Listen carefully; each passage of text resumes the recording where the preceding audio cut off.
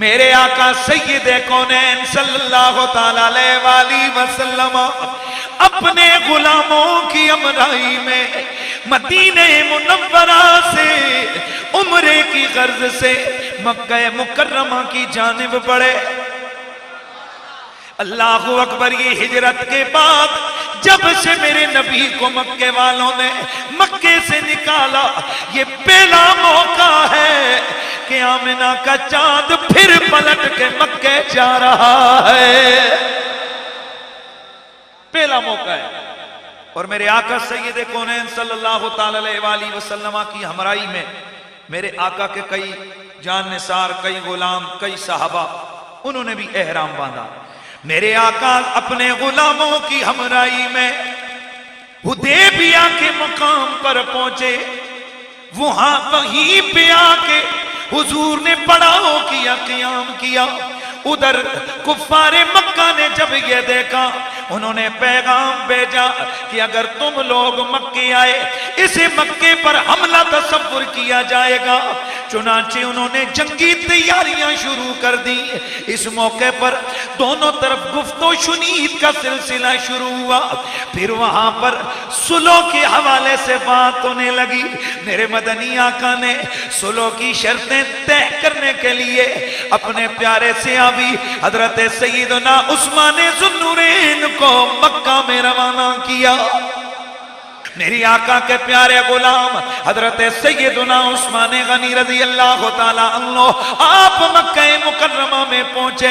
وہاں ان کے پرانے اسلام لانے کے دور سے قبل جتنے بھی متعلقین تھے انہوں نے بڑا آؤ بھگت کی، بڑی خوشی کا اظہار کیا، یہاں تک کہ کفار مکہ، مکے والوں کے سردار عثمان ذو النورین سے عرض کی، کہنے لگا اے عثمان، محمد اور ان کے باقی ساتھیوں کو ابھی ہم یہاں آنے کی اجازت نہیں دیں گے، تم آ گئے ہو، احرام بندھا ہوا ہے، چلو آ جاؤ، کعبے کا طواف کر لو، عمرہ پورا کر لو۔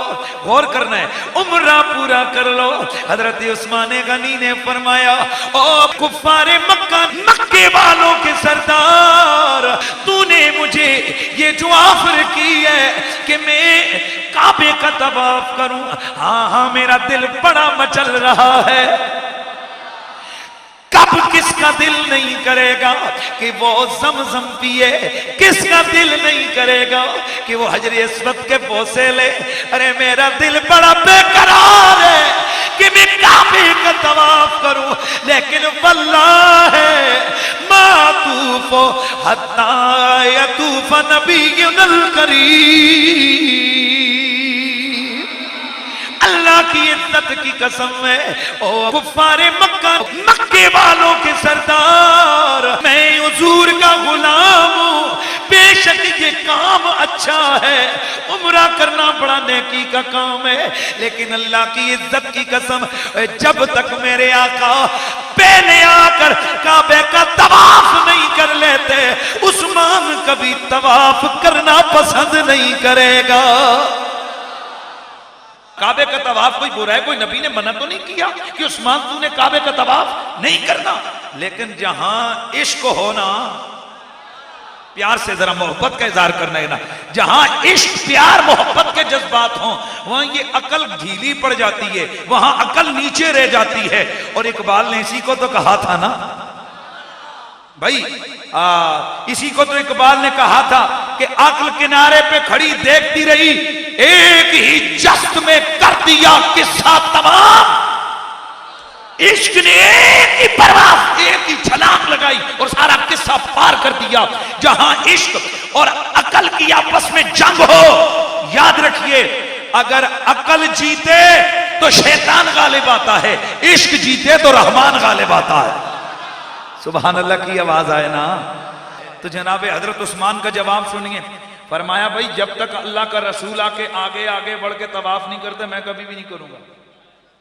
اچھا ادھر جو کیمپ ہے نا، حدیبیہ کا جو کیمپ ہے جدھر حضور کے صحابہ نے پڑاؤ کی ہے، حضرت عثمان گئے نا، پیچھے صحابہ بیٹھ کے کہتے ہیں ہاں نہیں اللہ عثمانہ، اے مبارکاں بھائی عثمان تیرا کتنا نصیب ہے، پتہ نہیں ہم تو وہاں جا سکیں گے کہ نہیں، تو آج کعبے کا طواف کر رہا ہوگا۔ میرے آقا آئے تو یہ باتیں سنی، میرے آقا نے فرمایا کیا کہتے ہو؟ یا رسول اللہ عثمان کتنا خوش نصیب ہے کہ ہم ادھر ہیں، وہ کعبے کا طواف کر رہا ہوگا۔ میرے نبی نے فرمایا جہاں تک میں جانتا ہوں عثمان میرے بغیر طواف کبھی نہیں کرے گا، جہاں تک مجھے ادراک اور مجھے پتا ہے عثمان میرے بغیر طواف نہیں کرے گا۔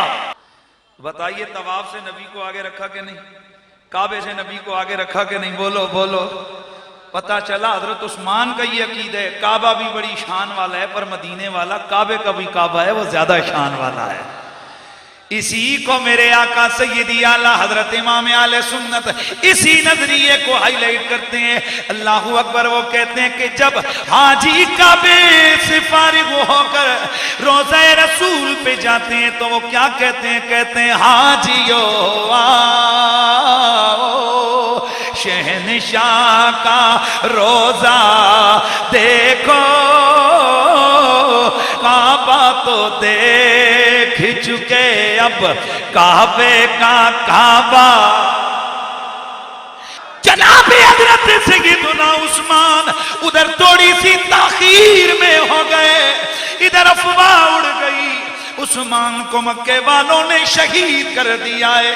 میرے مدنی آقا نے اپنے یاروں کو بلایا، فرمایا کون ہے جو خون عثمان پر اپنی جان دینے کی بیعت کرتا ہے؟ وہ ایک بھی پیچھے نہیں رکا، ایک بھی پیچھے نہیں رکا، سب آئے میرے نبی کے ہاتھوں پر، سب نے اپنے ہاتھ رکھ کے سب سے نیچے میرے نبی کا ہاتھ، نبی کے ہاتھوں پر سارے غلاموں کے اپنے اپنے ہاتھ، میرے نبی نے سب سے اوپر اپنے غلام حضرت عثمان کی طرف سے ہاتھ رکھا، فرمایا ھذہ ید عثمانہ، یہ میرے عثمان کا ہاتھ ہے۔ اب نیچے میرے نبی کا ہاتھ، اوپر غلاموں کے ہاتھ، اس سے اوپر میرے نبی کا اپنا ہاتھ۔ تو میرے رب قدیر نے اس ادائے کمال کو اتنا پسند فرمایا کہ ایک طرف تو فرمایا لقد رضی اللہ عن المؤمنین اذ یبایعونک تحت الشجر۔ او میرے سونے حبیب، اے اللہ ان مومنوں سے راضی ہو گیا جنہوں نے ایک بوٹے کے نیچے بیٹھ کر تیری بیعت فرمائی تھی۔ اچھا توجہ کرو، کائنات میں تھوڑے درخت ہیں پر رب تعالیٰ کہتے ہیں باقی درخت ہیں، لیکن الشجرہ یہ ایک خاص درخت ہے، ایک جو ہے نا یہ بڑا خاص درخت ہے۔ کون سا؟ جس کے نیچے میرا نبی بیٹھا، نبی کے یار بیٹھے، نبی کے اصحاب بیٹھے، نبی کے پیارے بیٹھے، اور جس درخت کے نیچے بیٹھے میں رب کہتا ہوں یہ الشجرہ ہے، یہ خاص درخت ہے، یہ خاص درخت ہے۔ اگر آپ ذرا سمجھئے یہاں سے ایک عقیدے کی ترجمانی اور غمازی ہوتی ہے کہ غور کیجئے، ارے ایک درخت کے نیچے اللہ کا نبی بیٹھ جائے تو جس درخت کے نیچے نبی بیٹھے رب کہتے وہ درخت باقی تمام درختوں سے زیادہ شان والا ہو گیا۔ ارے جب بوٹے کے نیچے نبی صرف بیٹھے وہ بوٹا کتنی شان والا ہے، تو بتاؤ اس بوٹے کے نیچے نبی کے ہاتھوں پہ ہاتھ رکھنے والے غلامان محمد کتنی شان والے ہوں گے۔ توجہ ہے نا؟